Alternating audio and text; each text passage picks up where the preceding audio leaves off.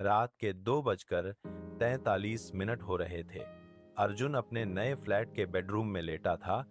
बाहर सन्नाटा था, इतना गहरा कि उसे अपनी ही धड़कनें सुनाई दे रही थीं। पुरानी बिल्डिंग की दीवारें ठंडी थीं। अर्जुन को मकान मालिक की वह चेतावनी याद आई। उसने कहा था, उस बंद कमरे को कभी मत खोलना। अर्जुन ने करवट ली और हॉल की ओर देखा। वहां बीचों बीच वह दरवाजा था। अंधेरे में वह एक गहरे घाव जैसा लग रहा था। अर्जुन बिस्तर से उठा और धीरे से हॉल की ओर बढ़ा। उसने दरवाजे के पास जाकर गौर से देखा। लकड़ी के रेशों के बीच गहरी खरोंचें थीं। वे खरोंचें ताजा लग रही थीं। अर्जुन ने अपना हाथ हवा में उठाया, लेकिन उसे छूने की हिम्मत नहीं हुई। फ्लैट की हवा भारी हो गई थी।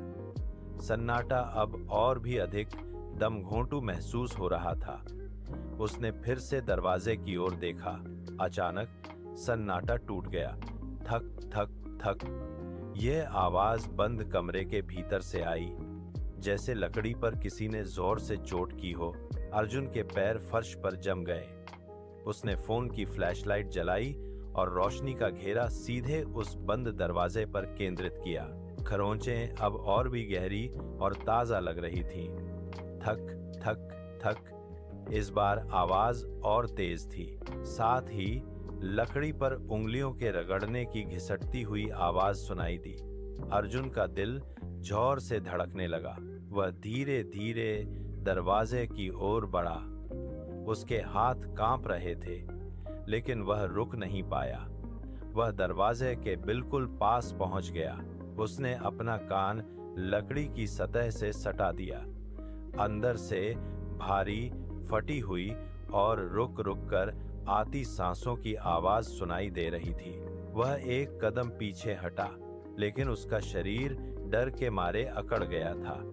सांसों की आवाज अब और भी तेज हो गई थी। अर्जुन ने अपना हाथ दरवाजे के हैंडल की ओर बढ़ाया, फिर सहम कर उसे वापस खींच लिया। वह समझ नहीं पा रहा था कि अंदर कौन है। तभी एक फुसफुसाहट कमरे के सन्नाटे को चीरती हुई आई। अर्जुन, दरवाजा खोलो। यह आवाज किसी बाहरी व्यक्ति की नहीं थी, बल्कि उसके अपने ही गले की गूंज जैसी थी। अर्जुन के हाथ कांपने लगे। उसने किसी को अपना नाम नहीं बताया था, फिर भी यह पुकार उसे सीधे उसके नाम से बुला रही थी। वह झटके से पीछे हटा।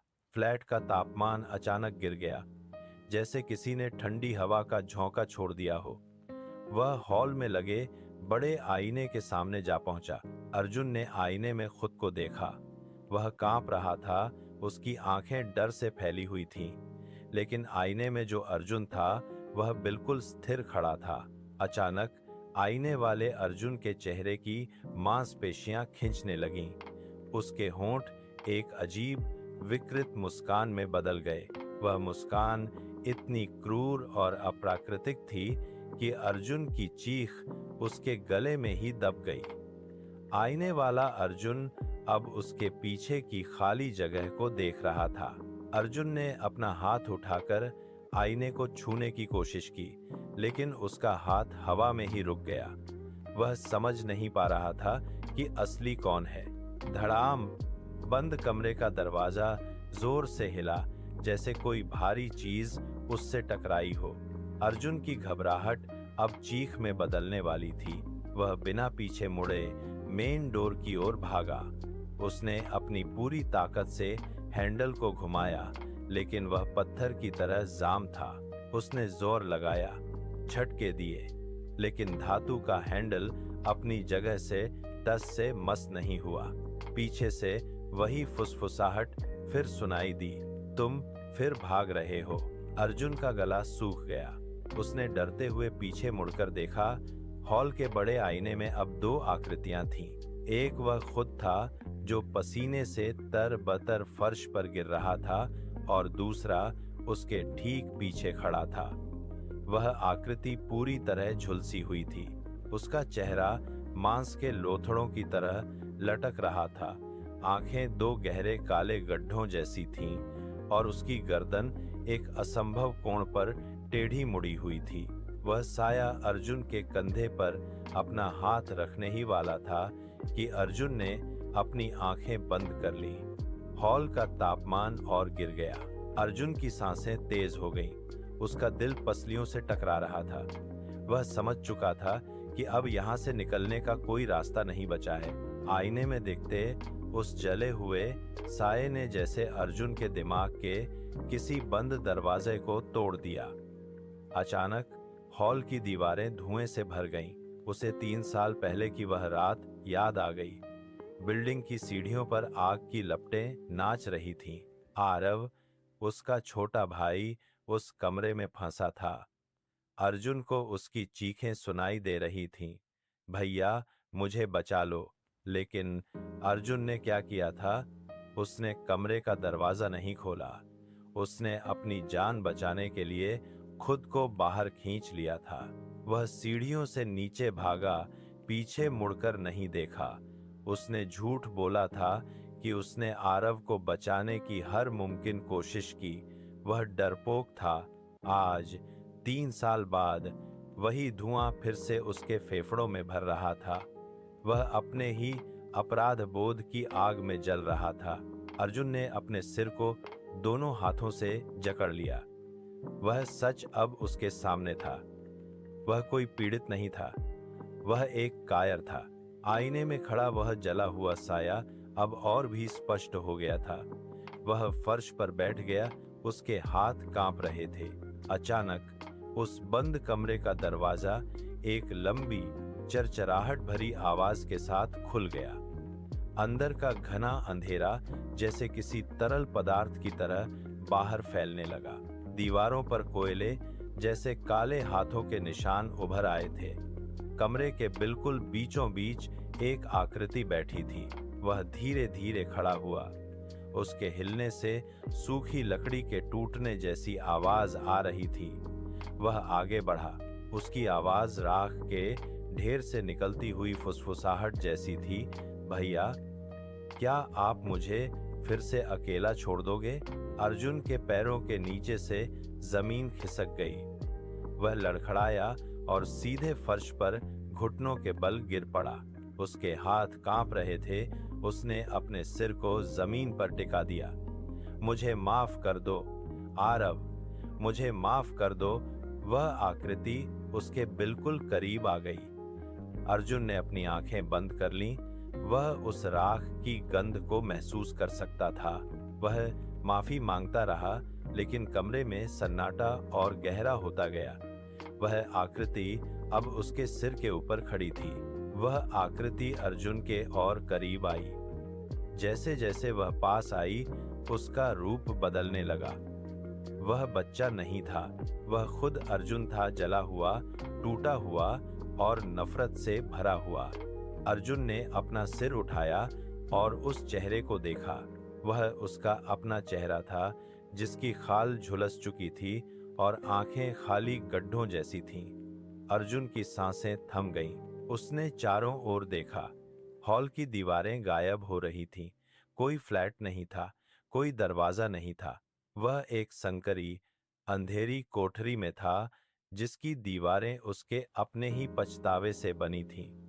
वह किसी मकान में नहीं, बल्कि अपने अपराध बोध की जेल में कैद था।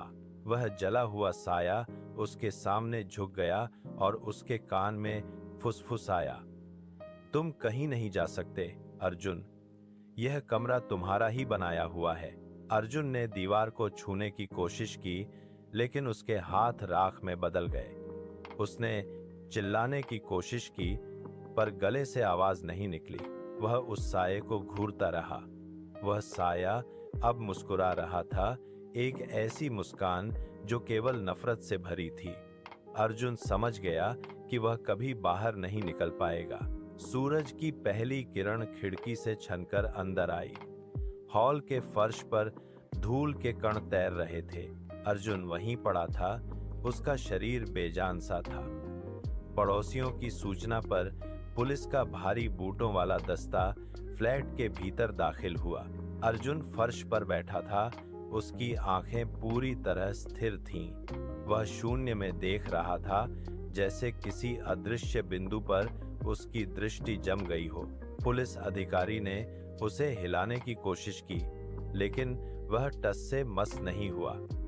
वह दीवार की ओर इशारा करते हुए बुदबुदा रहा था, वह अभी भी कमरे में है, वह मुझे देख रहा है। अधिकारी ने उस दीवार को देखा जिसे अर्जुन घूर रहा था। वहां कोई दरवाजा नहीं था, न कोई खरोंच थी, न कोई निशान। वह पूरी तरह से ठोस ईंटों और सीमेंट की एक सपाट दीवार थी। एक पुलिसकर्मी ने हथौड़ा उठाया और दीवार पर प्रहार किया। ईंटें गिरीं, धूल उड़ी, लेकिन पीछे कोई कमरा नहीं निकला। सिर्फ दूसरी तरफ की ठोस दीवार थी। अर्जुन ने एक ठंडी मुस्कान के साथ अपना सिर झुका लिया। पुलिस उसे पकड़कर बाहर ले गई। वह अभी भी बुदबुदा रहा था, उसकी आवाज हॉल में गूंज रही थी। पीछे छूट गई वह दीवार अब पूरी तरह से बेजान और शांत थी। पागलखाने की कोठरी में रोशनी हमेशा एक जैसी रहती है। अर्जुन एक कोने में बैठा है, उसके सामने वाली दीवार सफेद है, लेकिन अर्जुन के लिए वह सफेद नहीं है। वह अपनी उंगलियों से दीवार पर लकीरें खींचता है। उसके नाखून दीवार से रगड़ खाकर छिल गए हैं, लेकिन उसे दर्द महसूस नहीं होता।